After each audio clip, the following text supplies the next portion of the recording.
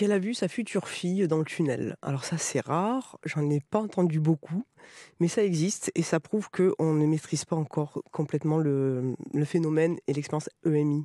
C'est-à-dire qu'il y a toujours des cas qui confirment la règle. Alors Julie, elle a vu sa future fille et c'est comme ça qu'elle est revenue en fait, parce que en gros, sa fille lui disait de J'ai besoin de toi. revenir pour vivre. Et sa fille est née 7 ans, jour pour heure, après son EMI.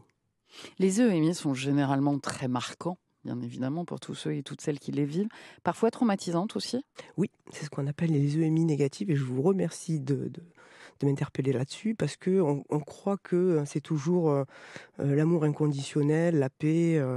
Le proche sympathique qui nous dit que c'est pas le Exactement, moment. c'est ça, mais non, malheureusement, enfin malheureusement ou heureusement, il y a 50% de gens qui vivent cette expérience. Ils en parlent moins, ils se confient moins évidemment par peur du regard des autres, peur du jugement aussi. Et les sensations sont différentes. Ils ressentent l'abandon, le néant, L'enfer. l'enfer et toute la douleur et la peine de l'humanité. Et c'est traumatisant, mais souvent, la plupart du temps, ça se transforme en quelque chose de positif. C'est toujours pareil, hein, c'est des clés et puis il faut savoir Mm.